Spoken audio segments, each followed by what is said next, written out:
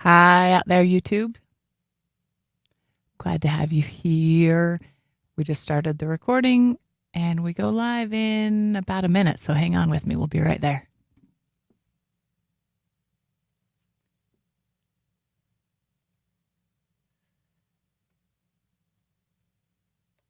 Available now.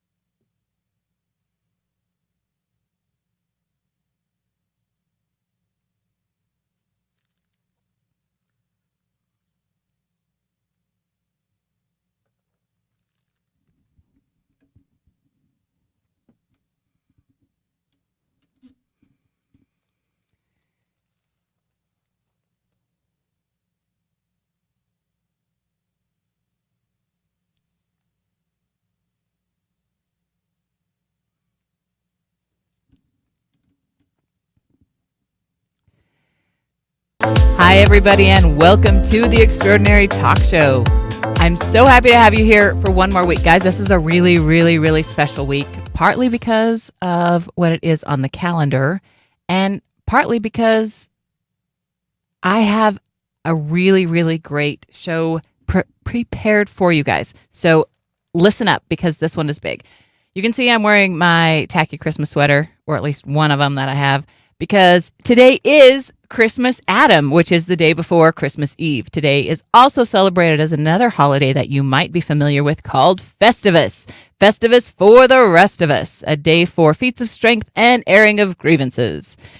I hope that however you are celebrating your holiday, you are having an amazing time. Last week, we talked about some of the things that kind of suck about the holidays and how to deal with that. This week, I actually want to take a big jump and talk more, go deeper about not just Christmas, but the Christ mind, okay?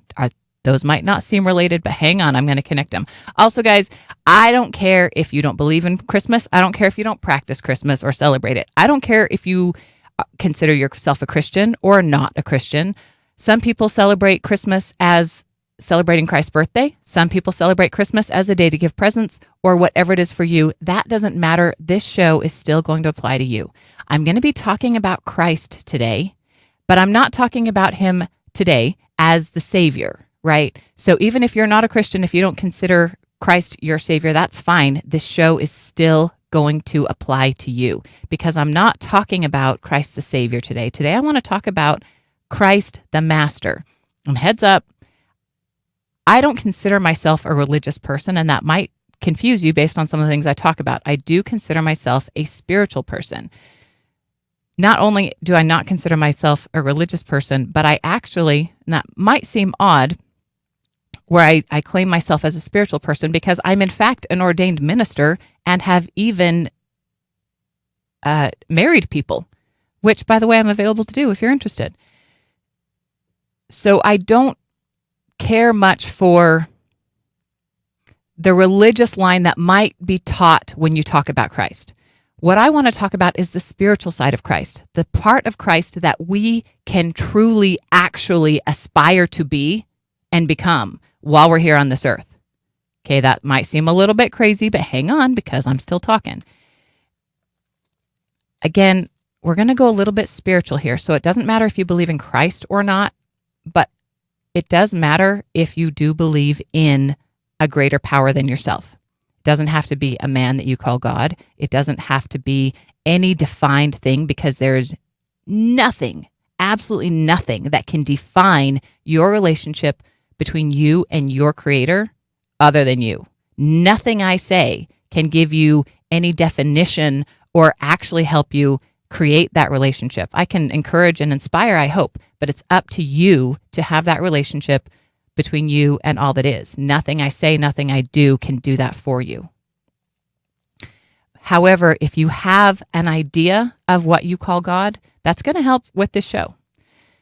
So I want to talk about Christ as the master. And guys, I think that when we're talking about Christ, we often focus way too much on the last day of his life. Not that that isn't important, but can we talk about the first 33 years? Because Christ did some really, really cool things. And let me go to the first, these two things that Christ said, because they're really important. And I think that we read into a whole lot of other things and we forget what the core, the absolute core of Christ's message on the earth was. When people ask Christ, give us rules, give us rules. What are the rules? We want black and white. Tell us what to do. Tell us what not to do. Give us rules. He finally relented and gave 2 rules. Because humans are silly and we think that we need rules. But Christ finally gave us 2 rules. Those rules were love God and love each other. Every other rule, every other commandment falls underneath that umbrella. In my mind, there are gray areas in many of the other commandments that if you're not sure where it falls, go back to the first 2. Is it loving? Are you loving God and are you loving others in doing this? Now, I want to really make a point too that everything Christ did was in love. We talk about all the miracles that Christ did, and we only even have record of a few of them. Do you think he only performed the miracles that we actually have record of? I'm pretty sure that there were massive amounts of miracles that we aren't aware of. One point that I want to make, when Christ tells us it's all about love, love God, love each other, love God, love each other, love God, love each other, it's all about love. And I offer the suggestion, even the understanding, that when Christ asks us to be like him, his invitation is real and legitimate, that we might enter the Christ mind. Not that we're going to go die on a cross, but that we can think like him, be like him, create like him, and ultimately, and the only way we can do any of those things is by loving like him. Loving like Christ is how to be like Christ. I'm not asking you to nail yourself on a cross because, like I said, I'm not talking about that day. I'm talking about the other 3 years that he lived. You don't have to nail yourself on a cross to love people like he did. You don't even have to believe that he was nailed on a cross to believe or to be able to love people like he did. And I like using the term Christ mind to adapt to the level of love that Christ gave. But I feel like even that kind of makes it religious. To talk about Christ in that way puts a religious note on it. And I truly see it as a spiritual way of recognizing this is someone who had an amazing relationship with his creator to the point that he gave love to every single person that he came in contact with. Whether they called him their friends or they didn't, he gave love to them. That is what I want to aspire to. I'm not interested in aspiring to being martyred, but I am interested in aspiring to love the way this man loved, because we don't have any record of any other man who lived on earth who loved others with the pure and absolute love of God. So if we want to be like God, if we want to learn from God, we can follow the one guy who did it better than the rest of us. And you might think, well, he was the Son of God. It's impossible for me to do what he did. And I want to stop you there because you are also a child of God. However you view God, however you see him as a man, as a golden cloud, as a formation and structure of energy, however you see it, only you can have a relationship with that. And that nobody else can tell you what that looks like. And as the created, however you view that, because we really can have no idea of the true concept of God. We imagine him in a way that makes sense to our small human mind. And he's okay with that because he just wants us, he, she, shim, whatever you want to say, just wants us to have a relationship. That's all.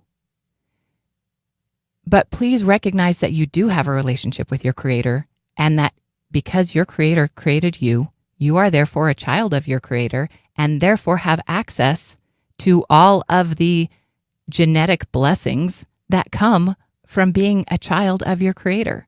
And that includes the ability to give His love. Because the only thing that Christ did better than you, He was better at giving God's love than you are. But my friend, that is not a thing that you can't do.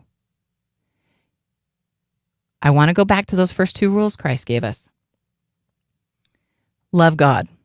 Okay, I just talked about this. Loving God, I see loving God as not just saying, oh yeah, here's that image that I imagine is whatever the creator of the world is, and I'm going to send him a Valentine. What does it mean to love God? I think that what it means to love God is to acknowledge your creator and acknowledge your relationship with your creator. And that's a growing thing, guys. That's not necessarily something that's going to happen overnight. Parts of it can happen overnight, and you can have miraculous communication with your creator overnight that can inspire and build your understanding of your relationship. But ultimately, this is part of your life purpose, is to build your relationship with your creator and learn how to share that love. Now, I have several good friends who are atheists, and they say, well, they don't have a relationship with their creator because they don't believe in a creator. That's fine too. But guess what? If you took the time to decide there's not a creator, you spent a good amount of time in your life deciding what your relationship is with that creator. And what you've decided is that it doesn't exist. But congratulations, because if you have come to that understanding, then you have probably spent a lot more time and effort and deep thought gaining an understanding of what that is and what your relationship with it is. In fact, you've probably spent a lot more time doing that than many people who passively believe in God, right? And so I admire those who have taken the time to evaluate what God is to them and how he presents and shows up in their lives, or doesn't. But going back to that one rule, acknowledge. However you acknowledge your creator, whatever that means for you, however you picture, imagine, feel, sense that source, acknowledge it. That's where you start. That's how you follow that first rule. And then the second rule is love each other, right? These have to be done in that order. And let me explain why. Because as humans, we're able to give love. We humans can carry emotion. We can share emotion. We're capable. However, when we do what Christ did is he opened himself to the love of God. He became a conduit for it, and he shined it out from him to everyone he came in contact with. Whether they considered himself his friend or foe, he was a conduit of God's love to them. Human Della can give out about this much love, which honestly, this much love is a whole lot of love. But if I open myself to the love of my source and allow myself to be a conduit to give that love to others, that is when miracles happen. Every miracle Jesus performed, everyone, whether he was bringing his buddy back to life, whether he was bringing booze to the wedding, it was all done in love. Miracles turning water to wine is done through the love of God. And I mentioned earlier that you might even see God as a structure of or formation of energy. That's one way to view God.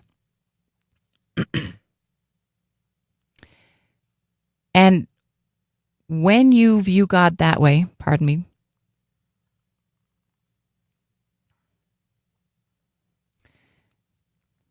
you kind of can see the structure of the world, how everything is made up. We've talked before a bunch of times how everything that feels solid, that looks solid on this earth is actually 99.999% space, right? All it is a couple little molecules whirling together so fast that it feels solid. What I'm telling you is that the structure that spins electrons into solid form is the power of God's creation.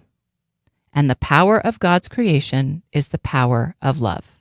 And just as every single electron spins using that formation of energy, your heart beats using that formation of energy. That structure of love is what creates the world that we live in. If you see it that way, it's not too hard to realize that yourself, your emotional self, creates a physical or a energetic structure. Your physical self creates an energetic structure, and your physical self actually affects the energetic structure in the space around you, as does your emotional structure. You have every emotion that you have, every thought that you have creates an energetic formation around you. There are people who can see these energies. There are some types of photography that can capture these energies. Every thought you have, every emotion you have creates an energetic structure around you. So you create the energetic structure of love. You tap into that universal source and bring in more of that power, more of that love to share with others. That's how Christ did it. That's the mathematical, scientific explanation as best I can give you. But when you do that, when you allow in the love of Source to you and then share it with others, that is how you be like Christ. That is how you adopt the Christ mind. And how do you maintain it? Because the thoughts that you have have to match that energetic structure in order for you to continue flowing that through you. So your thoughts must be thoughts of love, thoughts of acceptance, thoughts of forgiveness, thoughts of non-judgment. Remember, I've said this a couple times already. Christ shared this love with every single person he came in contact with. It didn't matter who they were voting for. It didn't matter what they looked like. It didn't matter what illness they had. In fact, the people who were often rejected by others were very often the ones that he sought out the most because he recognized that they needed that love. So at Christmas time, we talk about the holiday spirit. We talk about the Christmas spirit. We talk about Jesus being born. And when we celebrate Jesus being born, because he was one of the only people that we have record of on this earth who mastered sharing God's love. This whole holiday is to celebrate and admire the one guy who mastered sharing God's love. Why are we celebrating if we are not trying to emulate that a little bit? And what is that going to look like? Well, it might be being generous. And the thing that annoys me about the fact that I'm doing this show today is that when we talk about it today, then it makes it feel like it's only now. And we also talk about this. I feel redundant saying, let's keep the holiday spirit year round. Obviously, we need to keep the holiday spirit year round, but it's not just the holiday spirit, because here's the thing. If you can take upon you the Christ mind, if you can become a conduit of God's love to share with others, that is not something that expires on Boxing Day. That is not something that wears out by New Year's Eve. That is something that is a gift that you continue to give the day after Christmas and every single day for the rest of the year. Let's be honest, some days are better than others, because some days we're better at loving than others. It's true for me too. But it is absolutely possible to decide that you want to have more of God's love to share with others. It is absolutely possible to ask for more of God's love to share with others. And then it's absolutely possible to remind yourself to be loving, to remind yourself to be forgiving, to recognize when you make judgments and correct them. We all do it. But when you recognize that you're making a judgment, acknowledge it and say, that was an unloving thought. Here is a more loving thought, right? Because these things don't happen overnight. These changes don't go from 0 to 60 overnight. These are changes that do take time, training, management to really master. Remember, Christ did it in 33 years. I'm already older than that, but he also had a lot of resources that I didn't have. Let's be fair. We can't expect ourselves to be as amazing as that dude was in only 33 years because he had resources that we don't have. But we can use him as a resource. We can learn from him, and we can learn how to be better conduits of God's love to share with others.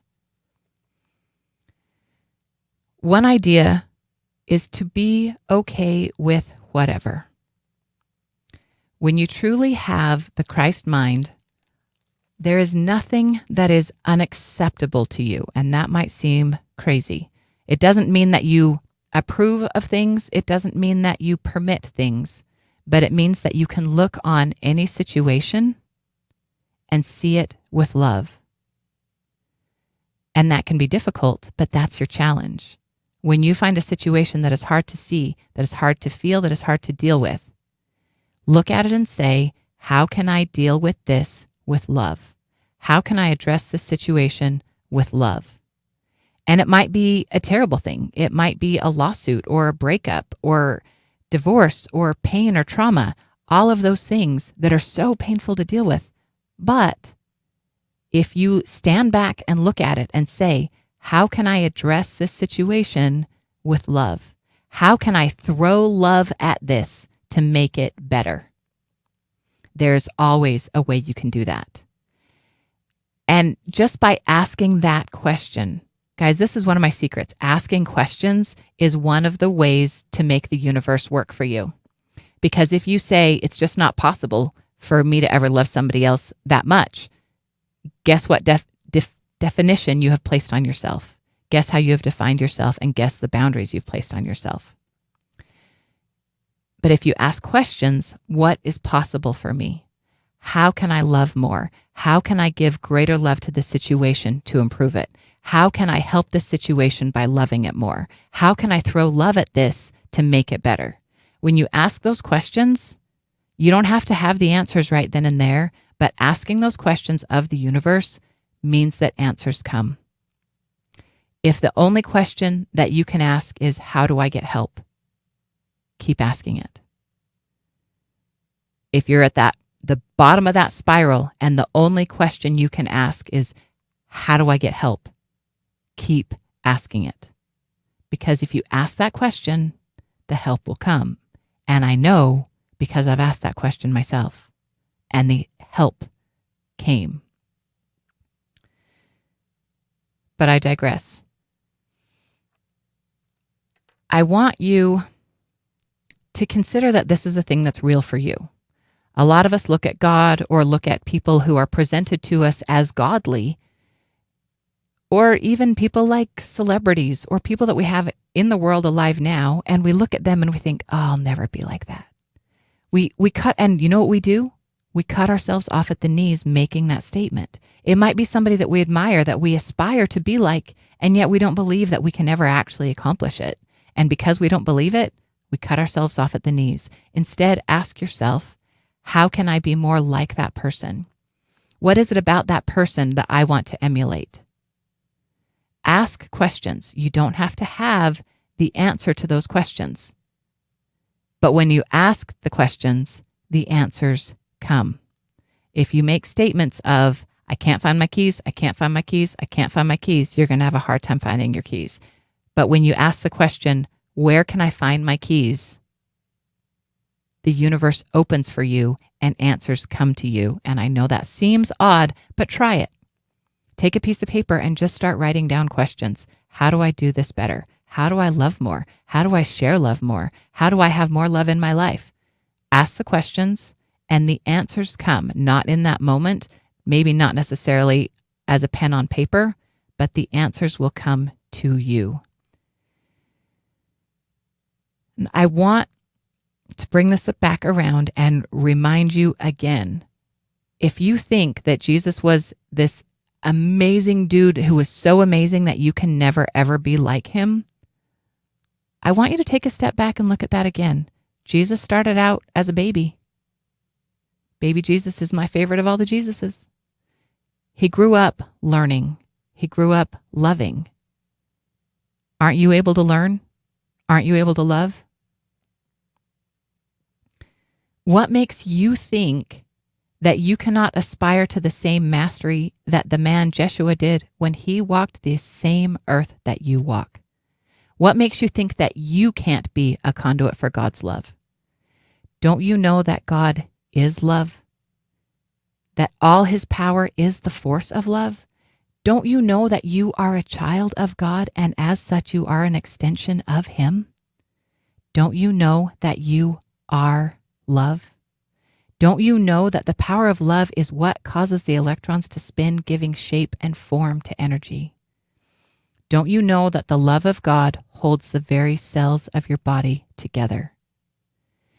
What argument can you give that you cannot be a conduit for the love of God when the love of God is the power that created you and continues to sustain and even recreate you moment by moment? Accept the fact that you are love. And as you accept it, share it with others. And with that, I'm going to wish you guys all a Merry Christmas, Happy Festivus, Happy New Year, and happy all of the other holidays that you're celebrating with us today. Thanks, and I love you. You've been listening to The Extraordinary Talk Show with Della Hill. Search YouTube and Facebook, Spotify, or Podbean for video and podcasts of this show, or go to radiostgeorge.com. We'll see you next week for another edition of The Extraordinary Talk Show.